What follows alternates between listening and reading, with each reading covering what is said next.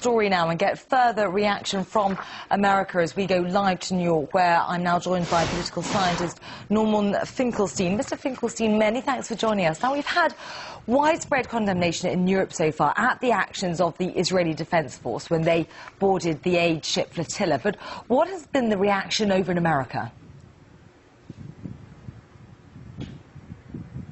So far, there's been a pretty mild statement by President Obama regretting what happened, saying it should be investigated, but not going beyond that. I would call it a mild display of concern. So just a mild display of concern then. But Jerusalem has said that it was just trying to protect its borders and its citizens, and that the flotilla was actually on a mission to discredit the state of Israel. What do you say to that? I think there are many things that need to be said, and there has to be serious thought given to what's happened. Let's start from the basics. Israel was imposing an illegal blockade on Gaza, what was called by Amnesty International last week a flagrant violation of international law. The United Nations Committee of Elders, people like Nelson Mandela, Desmond Tutu, they just distributed a statement today in which they called the blockade of Gaza one of the worst human rights violations in the world today. Number two, Israel attacked a humanitarian convoy in international waters. They used armed commandos to attack an international, or I should say a humanitarian convoy in international waters.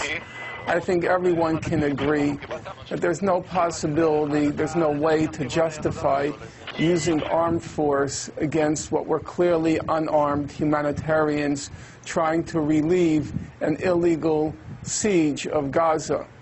But to me, the more important question is this. Namely, during Israel's massacre in Gaza, December 2008 and January 2009, afterwards, Israeli officials were saying that they wanted to show the Arab world that they were capable of acting like a lunatic state and like mad dogs, that they wanted to restore the Arab world's fear of Israel, and that's why they acted like a lunatic state and like mad dogs in Gaza. But after yesterday's events, we really have to ask the question, is Israel acting like a lunatic state, or has it become a lunatic state? And that's not just a rhetoric. It's a very serious issue. Well, Mr. Finkelstein, the UN is actually meeting. Nuclear device. It's true, and the UN is actually meeting today. It's held an emergency meeting to discuss the raid and its reaction to what Israel has done. So what sort of conclusions do you think that they will come to, and do you think their findings will make any kind of difference? Well, I think the important issue is that what happened in Gaza, what happened with the Gaza flotilla was not an accident. You have to remember that the Israeli cabinet met for fully a week. All the cabinet ministers discussed and deliberated how they would handle the flotilla. There were numerous reports in the Israeli press, numerous suggestions, numerous recommendations about what to do. At the end of the day, they decided on a nighttime armed commando raid on a humanitarian convoy. Israel is now a lunatic state.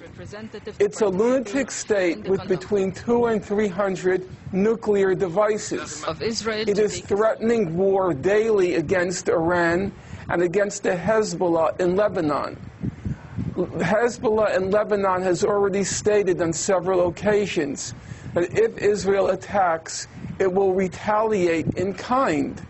Things are getting out of control. We have to ask ourselves a simple, basic, fundamental question.